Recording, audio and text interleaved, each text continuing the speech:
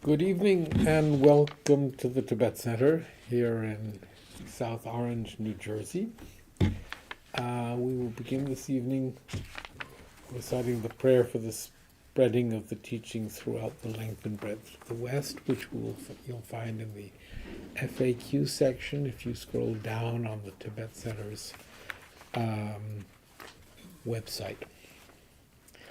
By the force of the blessings of the non-fallacious three precious gems and of the truth of our pure selfless wishes, may the precious Buddha's teachings flourish and spread to the expanse of all areas throughout the length and breadth of the West. For all the people living there, together with their near ones, who have engaged in the teachings and have faith and respect for them, may all conditions adverse to their practice of the pure Dharma be dispelled, and an excellent collection of favorable conditions increase like the waxing moon. And especially for those who work on methods to accomplish the flourishing and spreading of the victorious one's teachings, which are the source of benefit and happiness, may they never be oppressed by masses of interference and adverse conditions, and may this spontaneously happen just as we have hoped and wished. Now we read the Heart Sutra. Thus have I heard once. The Blessed One was dwelling in the royal domain of the Vulture Peak Mountain, together with a big gathering of great monks and great bodhisattvas. At that time, the Blessed One entered the Samadhi, which examines the Dharmas, called profound illumination. At the same time, noble Avalokiteshvara, the Bodhisattva Mahasattva, looking at the profound practice of transcendent knowledge, saw the five skandhas in their natural emptiness. Then, through the inspiration of the Buddha, Venerable Shariputra said to Avalokiteshvara, "How should those noble ones learn who wish to follow the profound practice of transcendent knowledge?" And Avalokiteshvara answered, "Venerable Shariputra, whoever wishes to follow the profound practice of transcendent knowledge should look at it like this, seeing the five skandhas in their natural emptiness. Form is empty, emptiness itself is form. Emptiness is not separate from form, form is not separate from emptiness. In the same way, feeling, discriminating awareness, compositional factors, and consciousness are empty. Thus all the dharmas are empty and have no characteristics. They are unborn and unceasing. They are not impure or pure. They neither decrease nor increase. Therefore, since there is emptiness, there is no form, no feeling, no discriminating awareness, no compositional factors, no consciousness, no eye, no ear, no nose, no tongue, no body, no mind, no appearance, no sound, no smell, no taste, no sensation, no objects of mind, no quality of sight, no quality of hearing, no quality of smelling, no quality of tasting, no quality of sensing, no quality of thought, no quality of mind consciousness. There are no nidanas from ignorance to old age and death, nor their wearing out. There is no suffering, no cause of suffering, no ending of suffering, and no path, no wisdom, no attainment, no non-attainment. Therefore, since there is no attainment, the bodhisattvas abide by means of transcendent knowledge, and since there is no obscurity of mind, they have no fear, they transcend falsity and pass beyond the bounds of sorrow. All the Buddhas who dwell in the past, present, and future, by means of transcendent knowledge, fully and clearly awaken to unsurpassed, true, complete enlightenment. Therefore, the mantra of transcendent knowledge, the mantra of deep insight, the unsurpassed mantra, the unequaled mantra, the mantra which calms all suffering should be known as truth. Because there is the transcendent knowledge, the mantra is proclaimed. Tadyata om gate gate paragate parasamgate buddhis. O Shariputra, this is how a bodhisattva mahasattva should learn profound transcendent knowledge. Then the Blessed One arose from that samadhi and praised the bodhisattva mahasattva Avalokiteshvara, saying, "Good, good, O son of noble family, profound transcendent knowledge should be practiced just as you have taught, and the Tathagatas will rejoice. When the Blessed One had said this, Shariputra and Avalokiteshvara, that whole gathering with the world, with its gods, humans, asuras, and Gandharvas, their hearts full of joy, praised the words of the Blessed One. And now we generate bodhicitta. With the wish to free all beings, I shall always go for refuge to the Buddha, Dharma, and Sangha until I reach full enlightenment. Inspired by wisdom and compassion, today in the Buddha's presence, I generate the mind intent on full awakening for the benefit of all sentient beings. As long as space endures, as long as sentient beings remain, until then may I too remain to dispel the miseries of the world. With the wish to free all beings, I shall always go for refuge to the Buddha, Dharma, and Sangha until I reach full enlightenment. Inspired by wisdom and compassion, today in the Buddha's presence, I generate the mind intent on full awakening for the benefit of all sentient beings. As long as space endures, as long as sentient beings remain, until then may I too remain to dispel the miseries of the world. With the wish to free all beings, I shall always go for refuge to the Buddha, Dharma, and Sangha until I reach full enlightenment. Inspired by wisdom and compassion, today in the Buddha's presence, I generate the mind intent on full awakening for the benefit of all sentient beings. As long as space endures, as long as sentient beings remain, until then may I too remain to dispel the miseries of the world. Okay, let's recite, do one rosary of Om Mani Padme Hum.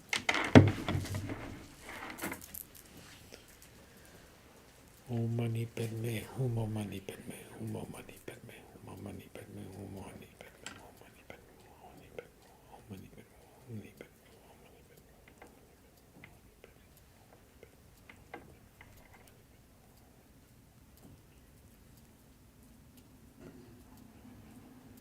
Hum,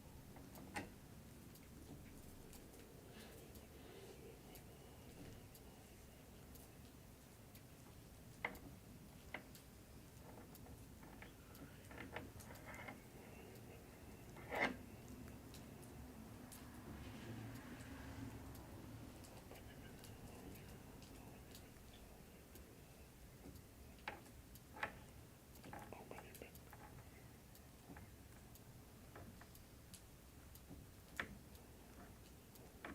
Hum.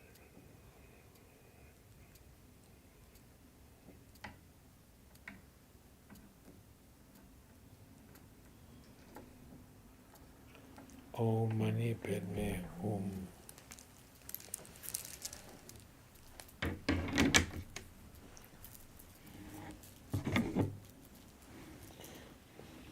So today we start without our friend Tony, who should be sitting here, but he fell in New York and developed a little crack in his pelvis, which we are told will heal by itself. He's got to walk.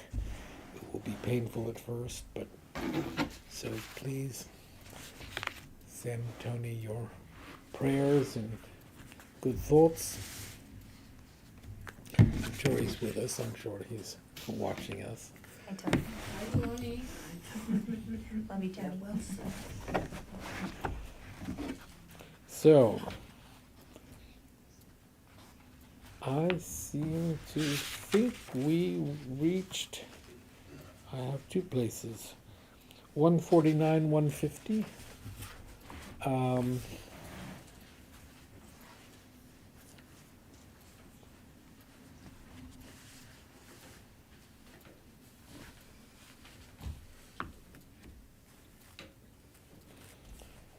So just to put it into context, I'll read the last paragraph. Gaining mastery over our destructive propensities through the exercise of awareness and self-discipline at the level of body, speech, and mind frees us from the inner turmoil that naturally arises when our behavior is at odds with our ideals. In place of this turmoil come confidence, integrity, and dignity, heroic qualities all humans naturally aspire to. So the first quality that we're discussing is generosity. Generosity, it seems worthwhile to say a few words about the value of generosity. Generosity is the most natural outward expression of an inner attitude of compassion and loving kindness. When one desires to alleviate the suffering of others and to promote their well-being, then generosity in action, word, and thought is this desire put into practice.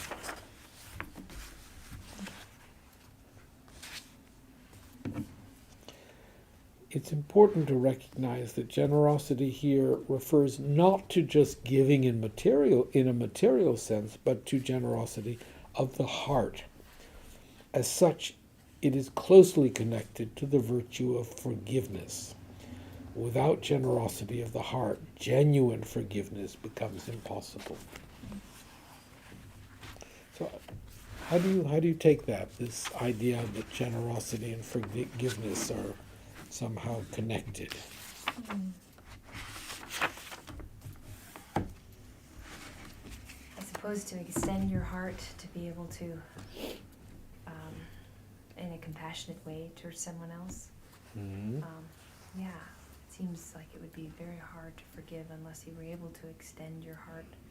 And it's interesting to think of it being connected to generosity, thinking like, I'm going to give my heart or give my patience to this situation so that I'm able to see that I can forgive on some level. Any thoughts on forgiveness and generosity? It seems like forgiveness is something that's easy to solidify. I'm not sure, as a word, I'm not sure what it really means sometimes. It can mean like I'm not angry anymore. It could mean in the context of generosity that you would, if you saw the person that you were so angry, that did you wrong so much and they needed something, that you would help them or give them money or whatever they needed. That would be a context, but there's so, it just has and it has some overtones for our cultural setting, so I've always been a little confused with exactly what it means. Forgiveness or forgiveness in this context? I guess maybe both, I guess. I'm not sure how to answer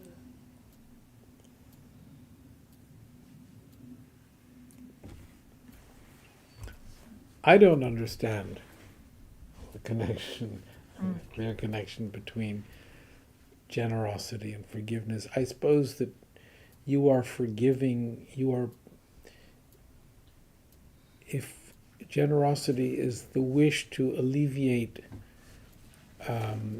problems, the wish to provide for those, this may be what you were saying, that if we are wishing to provide and someone is feeling badly about having done something, then our forgiveness is like the gift of dissolving their whatever it is that they... Instead of withholding our compassion to let them benefit from compassion, feels like a generosity of your kind of time and heart, which then could equate to forgiveness, I suppose. Yeah. Did we discuss here this some conference that I attended on forgiveness? I think you're were talking about it at dinner maybe last week. Maybe, but tell me again. So there was a rabbi, and he was presenting the idea that what is the Nobel Peace Laureate who had been in Auschwitz.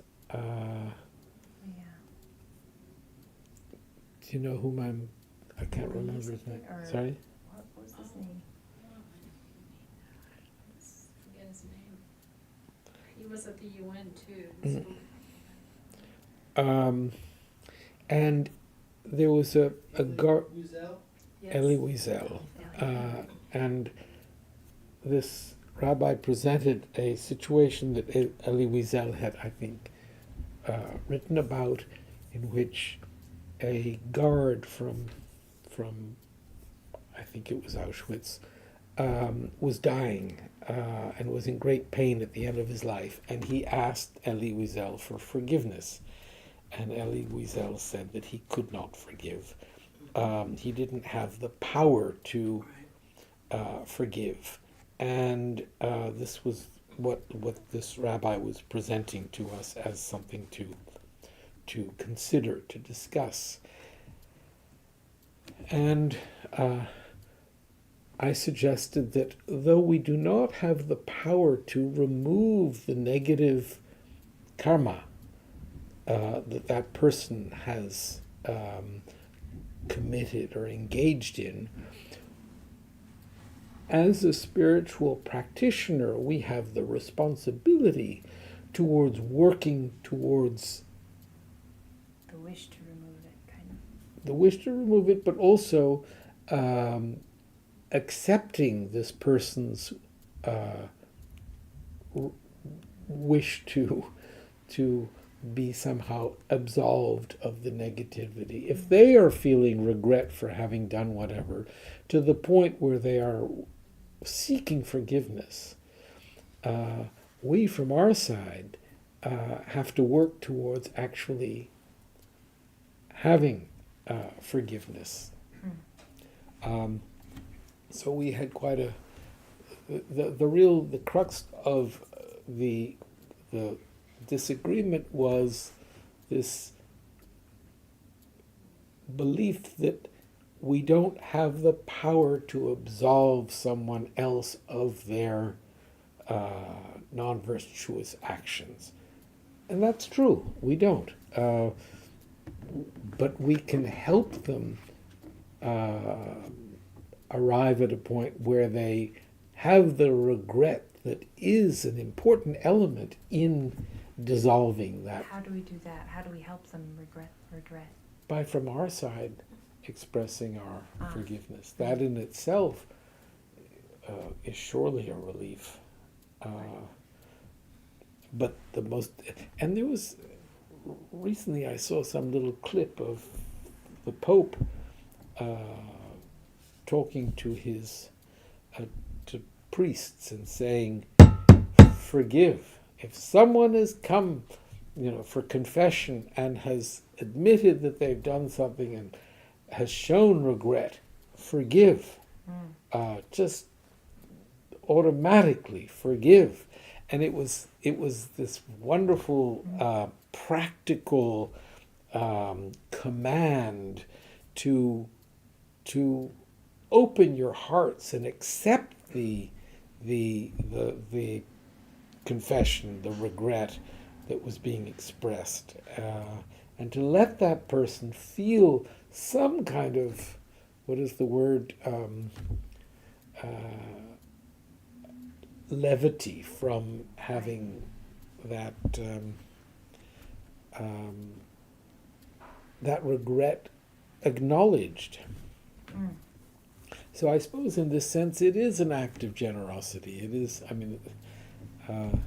there is a quality of giving in forgiveness. Right. It's like, and what are you giving? Is it compassion?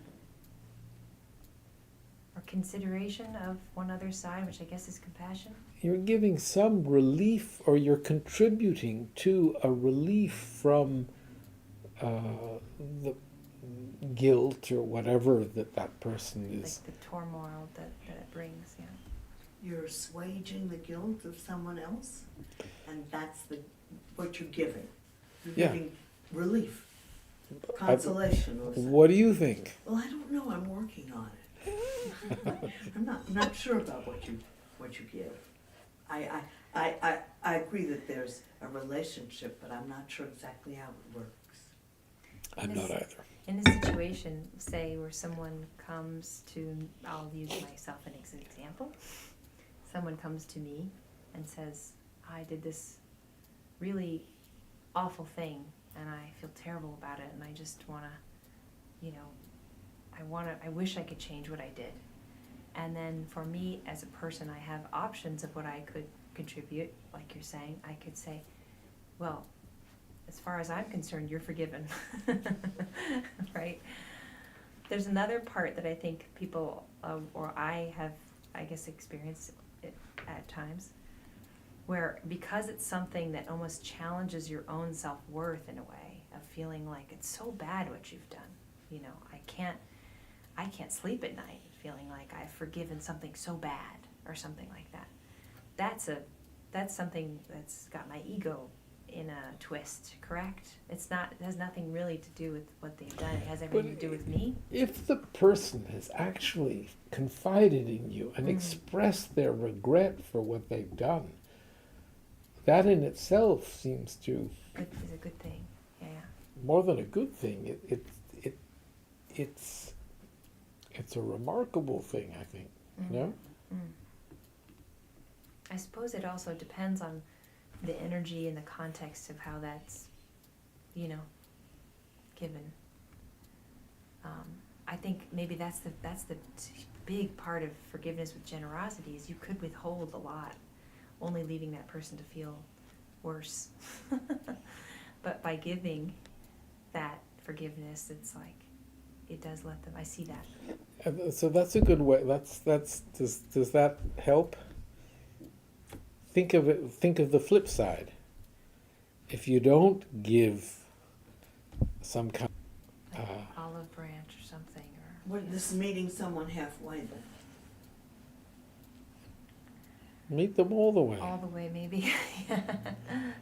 I kind of understand what Elie Wiesel meant when he said, I don't have the power to forgive you.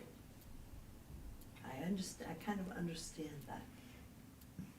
So let's discuss what we call confession, and it's not really a correct term, but according to the laws of karma, when you engage in an action, that action will definitely have a result. Yes.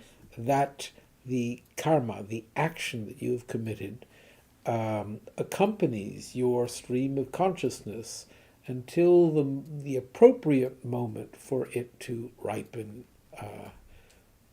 And there are different ways in which it ripens, but you've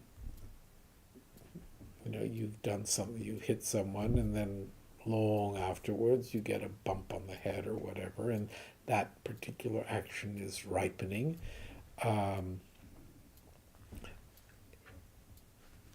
So that's sort of like considered a natural law of karma. However, we can engage in actions that will diminish the force of, or even dissolve the non-virtuous action that we've committed by recognizing that we have done a non-virtuous action and developing true regret for having done that. And that recognition is profound, the fact that we are actually acknowledging to ourselves that we have done something non-virtuous, and then really developing deep regret and developing a determination not to engage in that again. And then taking refuge in the Buddha, the Dharma, and the Sangha. So by going through that process, the force is diminished and can even be dissolved, so that though we will have committed that non-virtue, we can't get rid of that because we've done it, we can, through our thoughts, through this process, have that non-virtue not be the cause, the heavy negativity that it would normally. Okay, so one way of interpreting that, if I have this correctly, is that someone then asked you for forgiveness for something that is just appalling, and you were involved, and so on and so. Then you would make reference to some of your own misdeeds of which you are greatly ashamed, saying, and then draw upon that to forgive the other person based on your own shameful acts of the past. Yes, but from having just said what I said and listening to you, we have to acknowledge that if I have committed some non-virtuous action, it's not that you, from your side, can absolve me of that. Yeah, It is yeah. I who must develop the, as I say, the acknowledgement that I've done it, the deep regret for having done it, the determination not to engage in that act again or in the future, and a true, devotion to my spiritual practice by taking refuge in the Buddha, the Dharma, the Sangha, generating bodhicitta, whatever it is, to sort of put myself on a virtuous track. So that's something only I can do. You can't do those things for me. It's true. It seems like what you're talking about, and being able to remember, like, oh gosh, I've done so many silly things that I regret and I wish I hadn't done, and then that generating some kind of compassion for when others do it would generate something good for when someone does come to you and says, I've done a silly thing that I wish I hadn't done, and I hope that someone will forgive me when I do those things. And so when someone comes to me and says, I did something silly and I wish I hadn't done it, then it incenses me to want to forgive them, certainly. Hopefully that cause and effect will come back, I suppose. Well, okay, let's take something that maybe could not be called silly. For example, someone who has AIDS, who knowingly, and is aware they have AIDS, knowingly infects other people who die, and one of them is my brother. So the individual still living who created these apprentice then asked me for forgiveness. So this is about the loss of a loved one, but it's also like it's pretty tough to do. It's not about some silly thing that I did and I'm ashamed of it. It's not. Then I think that, like, for example, Elie Wiesel's meaning was that he did not have, maybe he meant to say, he did not have the inner resources that were sufficient amount of inner resources to marshal them to forgive such a great offense, wrongdoing, as the Auschwitz guard had done, or the individual, like me, hypothetically, would say that I do not have the inner resources to forgive the perpetrator of this AIDS, which caused death to my brother. So, now, how does generosity of heart help there? I mean, how could I get over that? How could I become more of a real practitioner? So let's start from the other side. The example that you've given, it's not that you have the ability to absolve that person of his non-virtue. All you can do is, as a reflection of his regret, his deep regret, Yes. accept his regret. Accept.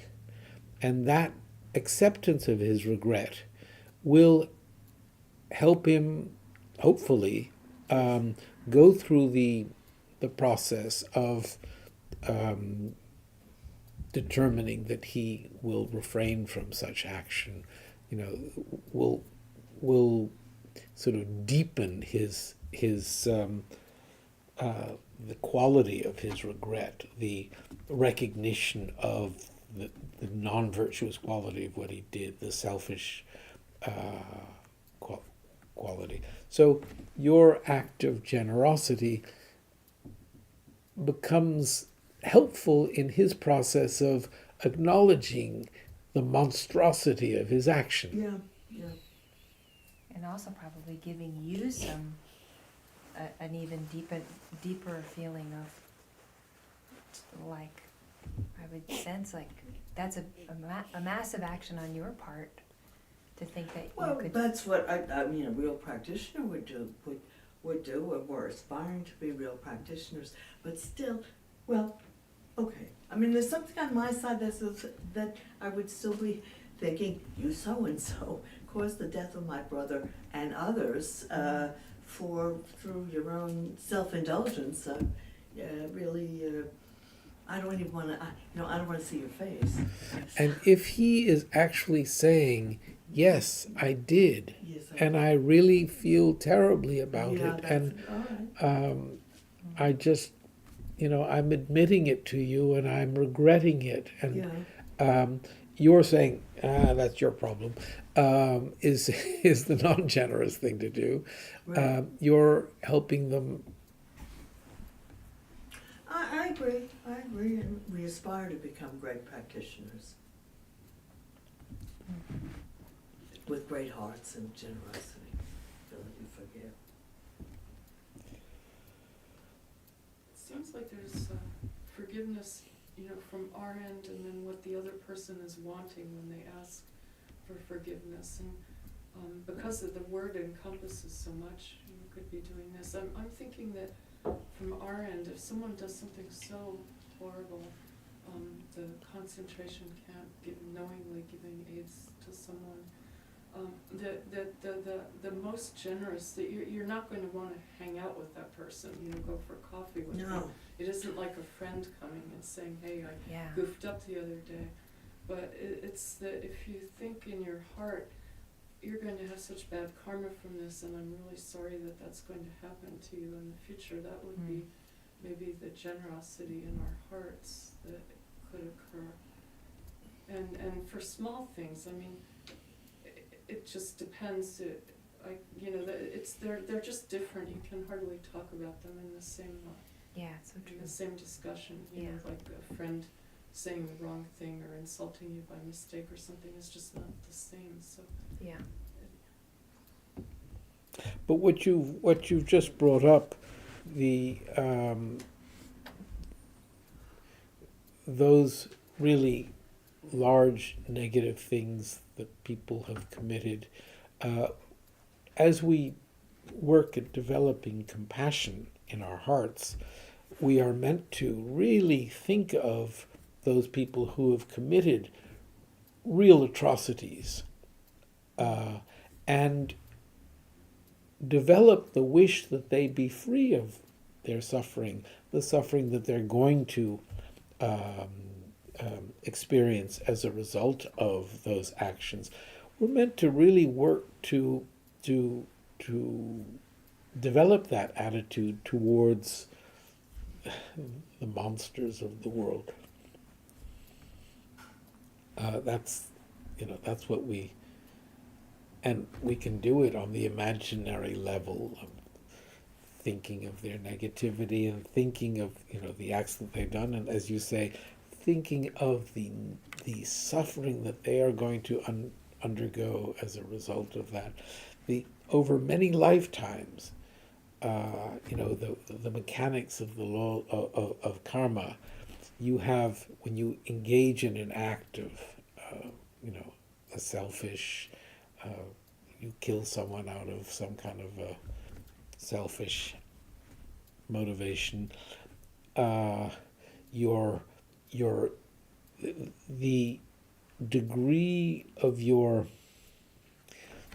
the anger or the sort of negative thoughts that you have, the intention, all of that determines the power of the action.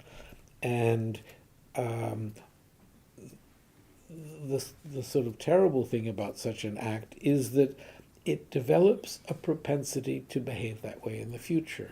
Not only does it Right. develop the propensity for you to behave that way, but it also causes you to be born in situations where life is of little value, where people are killing each other and people are trying to kill you, and there are all sorts of other aspects to such an act, and this whole the ease of killing and the finding yourself in situations where killing is prevalent accompany you from life to life, and each time you find yourself in such a situation, you engage in the act of killing and thereby push it further. You are mushrooming this negative act, which, well, Yeah. the good news is that it works in the positive side too.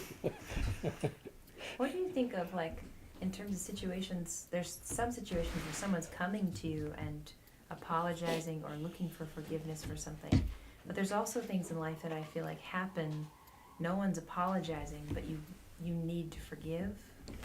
Like there's things that happen in life that are hard and difficult, maybe your feelings have been hurt drastically or something badly has happened, and you're holding on to a feeling that's not great, and you'd like to forgive the action even if someone isn't coming and apologizing to you. It's like you're not really having this interaction where you're kind of absolving someone because they didn't come to that resolution on their own, and yet you need to do it for your own goodness. Is it the same, do you think? Well, I think that I was talking about just that here. There might be political Right. Okay. actors who are engaging in actions that we find abominable, and we can think of them, and we can think of the repercussions of their actions, the karmic repercussions that are going to cause them to suffer in the future, and Right, let we that should generate, really, yeah,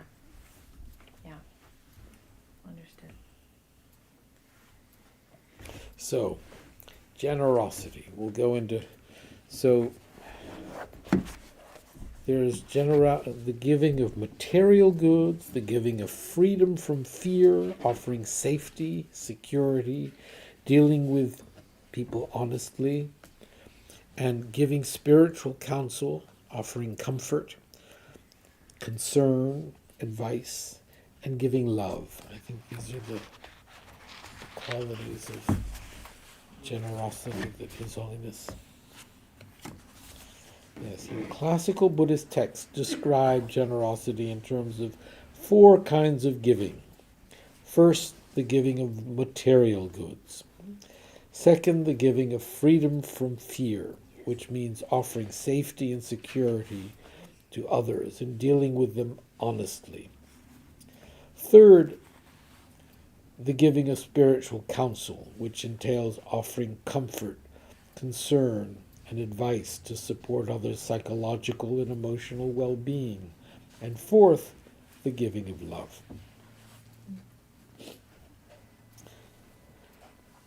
So the wonderful thing about just reading that is that it develops, first of all, we can see how we can engage in this, and it develops an enthusiasm to do so. An important point to recognize at the outset is that the aim of any of these four kinds of giving should never be to ingratiate oneself with others, but should always be to benefit the recipient.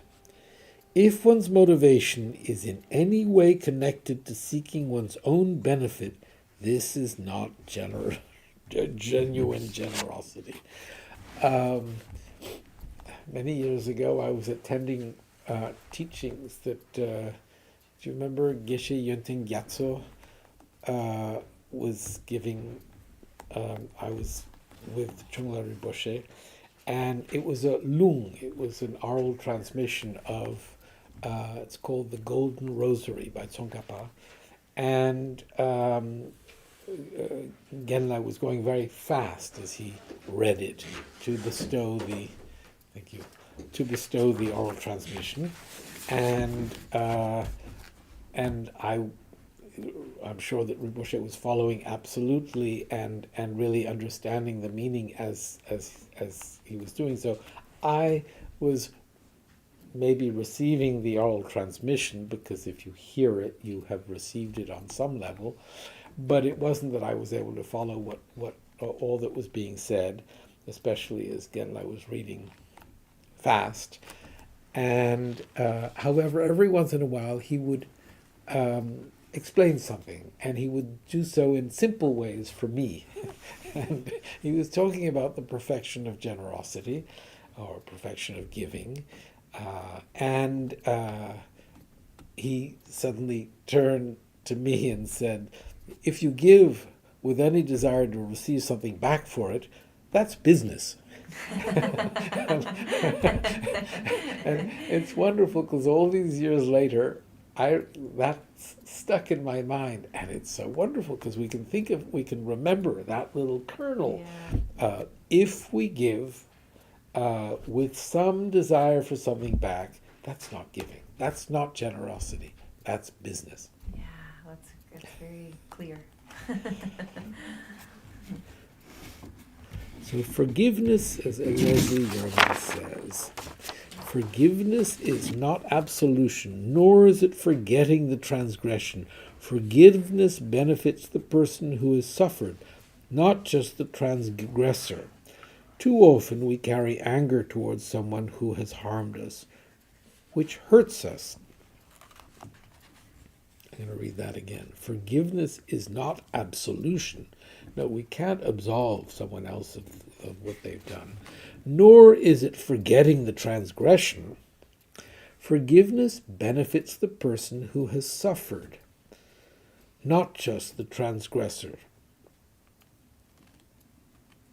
Too often we carry anger towards someone who has harmed us, which hurts us. True. So, when someone has hurt us, if we forgive, we are alleviating our own suffering. True.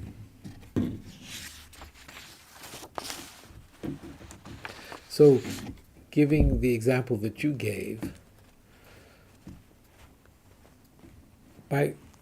you may feel so much anger towards the person who has permitted themselves to infect your brother. Yes.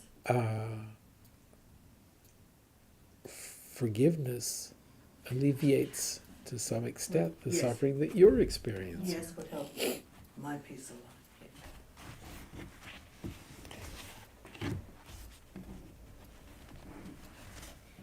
Classic Buddhist texts also note the need to be discerning when engaging in acts of generosity. For example, in addition to ensuring the soundness of one's motivation, they discuss the need to be aware of specific contexts in which giving might not be appropriate, giving disproportionately or giving to someone at a wrong time might do the recipient more harm than good, And clearly there are certain items, such as poisons or weapons, which are, by their very nature, inappropriate for giving.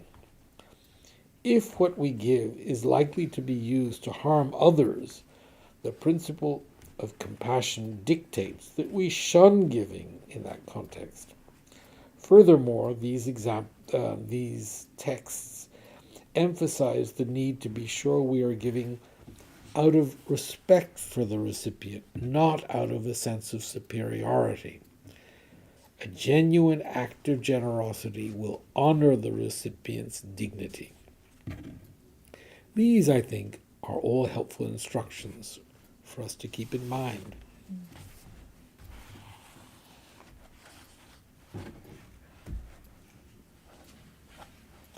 You're giving to Buddy by providing. Me too. It's mutual giving. So I thought I would consult.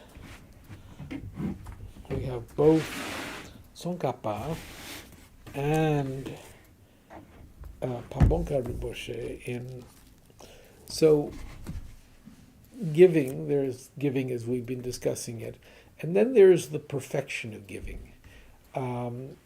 Once we have generated bodhicitta, once we have actually, out of our great compassion and love for all sentient beings, and our recognition of how limited we are in our ability to help others, we determine that we must seek Buddhahood, full enlightenment, in order to most effectively help others. That commitment itself is not enough. We then have to engage in what are called the six perfections, the first of which is generosity. So from that point of view, this is not mere giving. It is cultivating this perfection of generosity. So I thought we could look at that.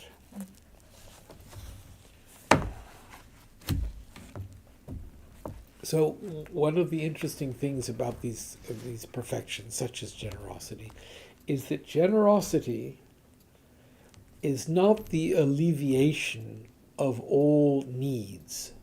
When we work towards perfecting our generosity, bringing our generosity to a state of perfection, that state of perfection is not having attained the ability to remove all need in the world.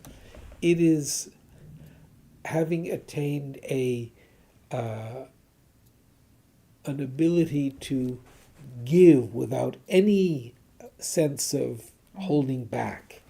It is an inner quality. It is not the outer quality. And I think that as you find in scriptures, if generosity were the providing for all sentient beings in the way they need, then there would be no Buddhas, or no one would have attained the perfection of generosity, because there are lots of people in need. What we are working at is removing any kind of stinginess or any kind of holding back to the point, and countering that reticence to give, and developing that willingness to give without effort, just effortless wish to provide for others. But that's an inner quality.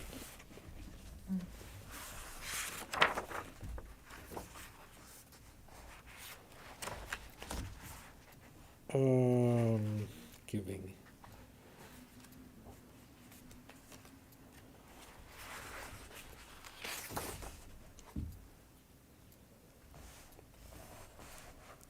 So what is generosity?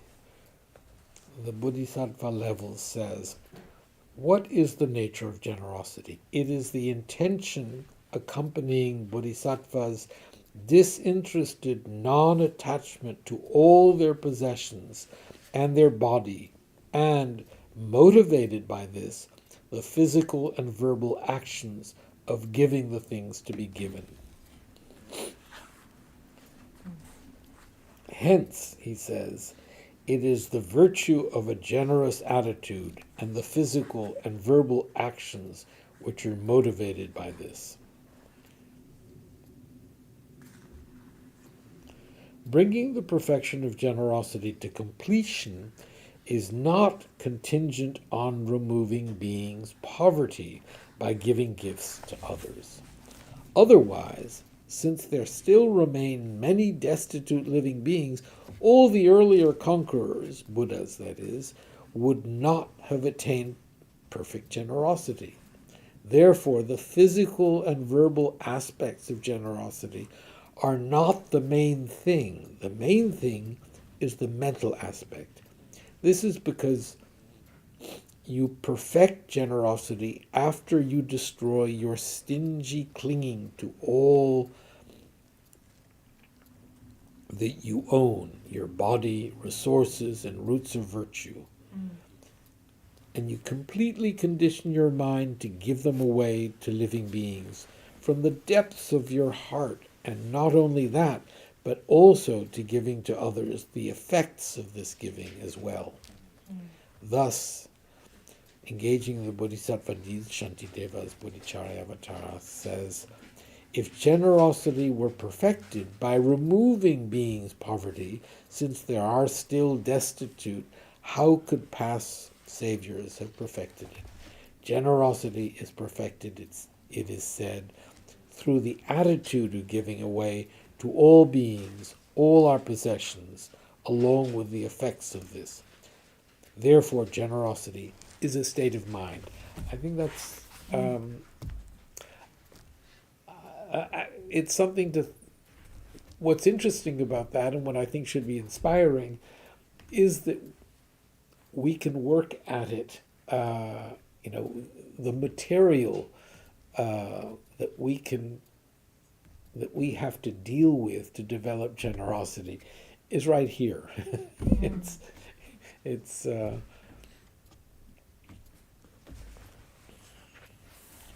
how to begin the development of generosity.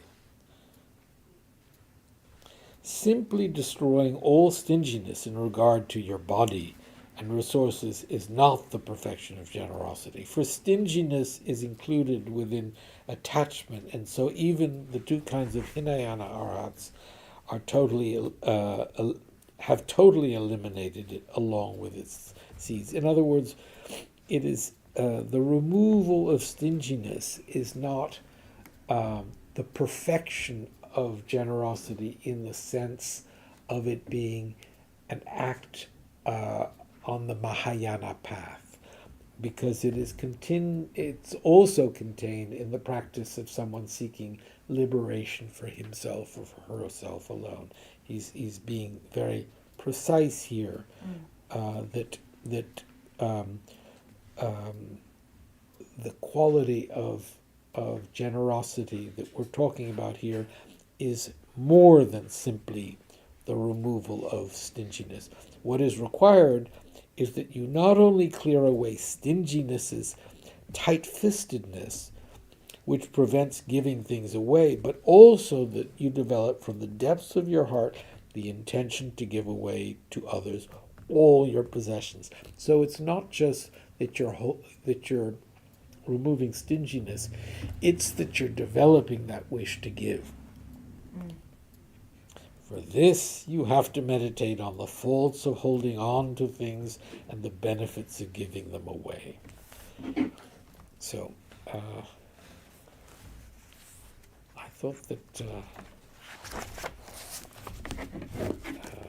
Pamonte Rinpoche treated these things very nicely too. I have to blow my nose. My apologies.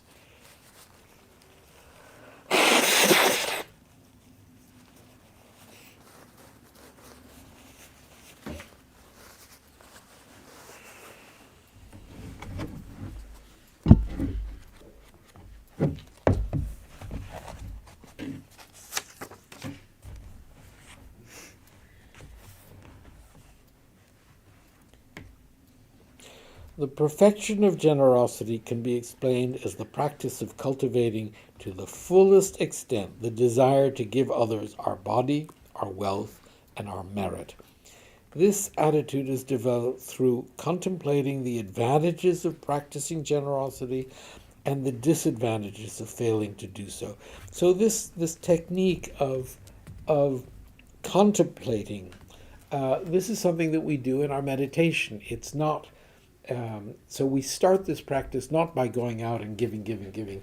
I mean, we of course can give whenever we have the opportunity to, but we work at recognizing the faults of not giving, recognizing the benefits of giving. That's a meditation. That's an analytical meditation that we engage in, and that will free us to give happily. If we give and we regret having given, that's terrible. If we give and we give more than we are comfortable giving, and then we have regret, that's not good. So what we're working at is developing an ease of giving. And so I remember many years ago as I sort of worked at this back in the days when a quarter was something. I would give quarters away whenever I was asked for money, and now I try to give dollars away when I'm asked for money.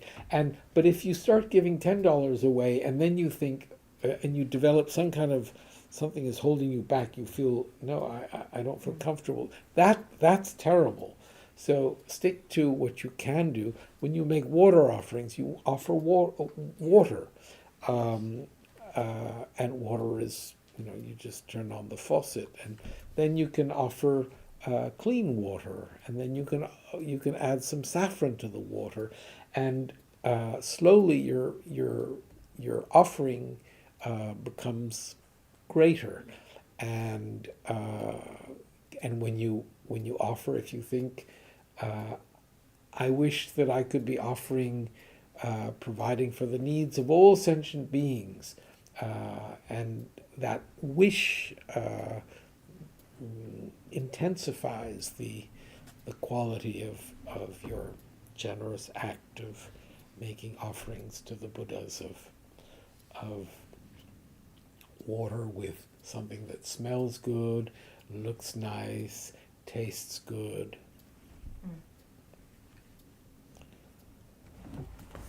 So we seem to be, well, do you have any comments?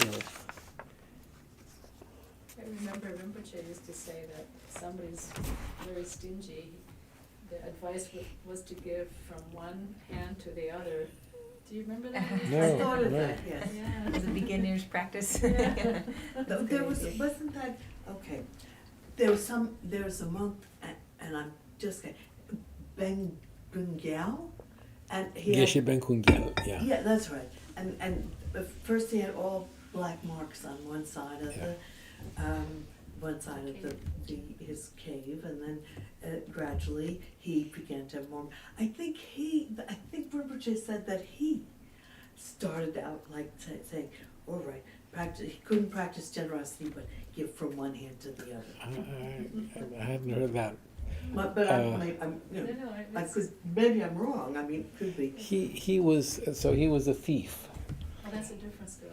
Yeah. and he this Geshe Ben Kungyal, and he developed.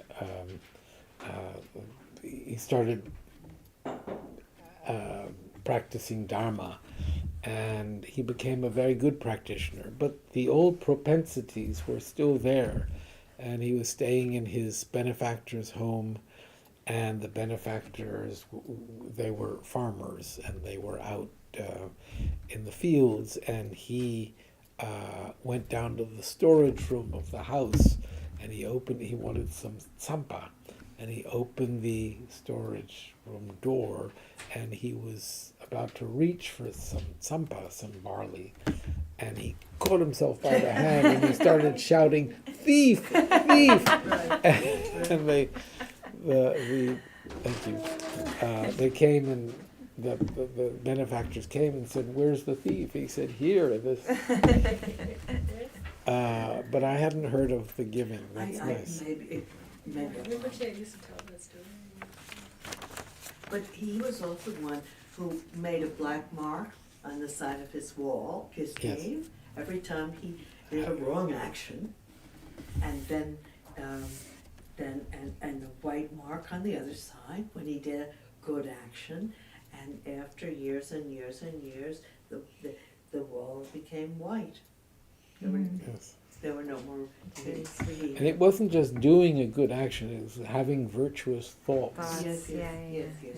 Wow. And so I think that story is a real inspiration for what meditation is. If we can think that meditation is a process of holding ourselves back from negative thoughts. Yeah. And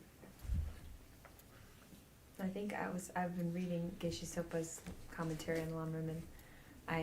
Right now I think I'm in chapter 9, but it's like really contemplating the benefits, or understanding the benefits of contemplating death really frequently. And I feel like that kind of learned generosity, it feels like it holds such hands in what he was talking about, contemplating that like really you can't take any of it with you, and so to give it away feels, it makes a lot of sense.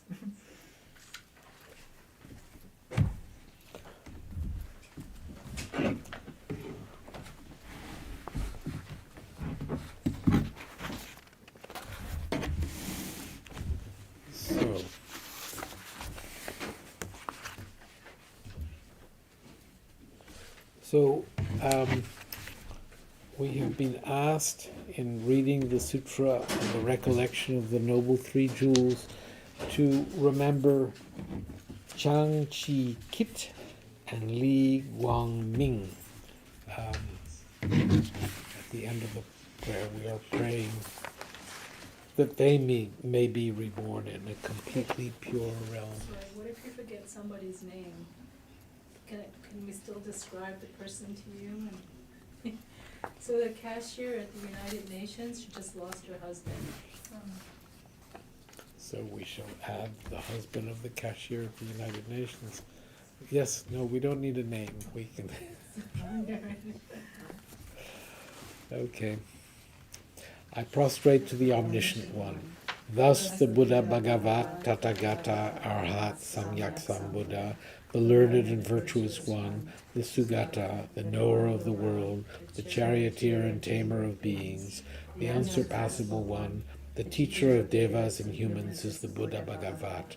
The Tathagata is in accord with all merit. He does not waste the roots of virtue. He is completely ornamented with all patience.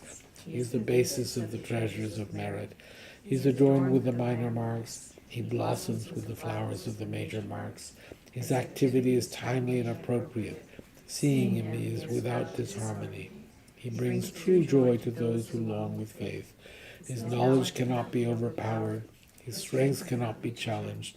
He is the teacher of all sentient beings. He is the father of bodhisattvas. He is the king of noble ones. He is the guide of those who journey to the city of nirvana. He possesses immeasurable wisdom. He possesses inconceivable confidence. His speech is completely pure. His melody is pleasing. One never has enough of seeing him. His form is incomparable. He is not stained by the realm of desire. He is not stained by the realm of form. He is not affected by the formless realm. He is completely liberated from suffering. He is completely and utterly liberated from the skandhas. He is not possessed with dhatus. His ayatanas are controlled. He has completely cut the knots.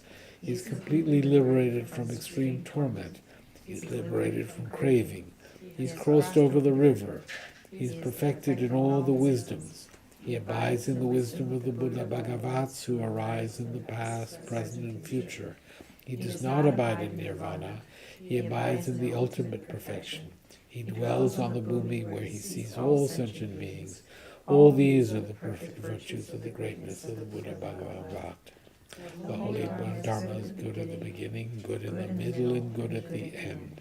Its meaning is excellent, its words are excellent, it is uncorrupted, it is completely perfect and completely pure, it completely purifies. The Bhagavat teaches the Dharma well. It brings complete vision. It is free from sickness. It is always timely. It directs one further. Seeing it fulfills one's purpose. It brings discriminating insight for the wise. The Dharma which is taught by the Bhagavat is revealed properly in the Vinaya. It is renunciation. It causes one to arise at perfect enlightenment. It is without contradiction. It is pithy. It is trustworthy and puts an end to the journey. As for the Sangha of the Great Yana, they enter completely, they enter insightfully, they enter straightforwardly, they enter harmoniously. They are worthy of veneration with joined palms. They are worthy of receiving prostration. They are a field of glorious merit. They are completely capable of receiving all gifts. They are an object of generosity. They are a great object of complete generosity. The protector who possesses great kindness, the omniscient teacher, the basis of oceans of merit and virtue, I prostrate to the Tathagata. Pure, the cause of freedom from passion, virtuous, liberating from the lower realms. This alone is the supreme ultimate truth. I prostrate to the Dharma, which is peace. Having been liberated, they show the path to liberation. They are fully dedicated to the disciplines. They are a holy field of merit and possess virtue. I prostrate to the Sangha. I prostrate to the Buddha, the leader. I prostrate to the Dharma, the protector. I prostrate to the Sangha, the community. I prostrate respectfully and always to these three. The Buddha's virtues are inconceivable. The Dharma's virtues are inconceivable. The Sangha's virtues are inconceivable. Having faith in these inconceivables, therefore the fruitions are inconceivable. May they be born in a completely pure realm. We'll read the 8 verses on training the mind. With the determination to accomplish the highest welfare of all sentient beings who surpass even a wish-granting jewel, I will learn to hold them supremely dear. Whenever I associate with others, I will learn to think of myself as the lowest amongst all, and respectfully hold others to be supreme from the very depths of my heart. In all actions I will learn to search into my mind, and as soon as a disturbing emotion arises, endangering myself and others, I will firmly face and avert it.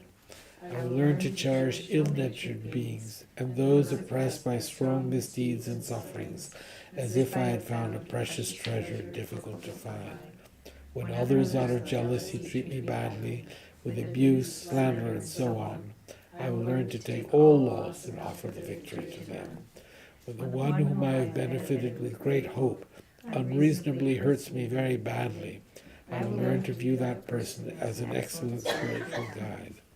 In short, I will learn to offer to everyone without exception all help, happiness, directly and indirectly, and respectfully take upon myself all harm and suffering of my mothers.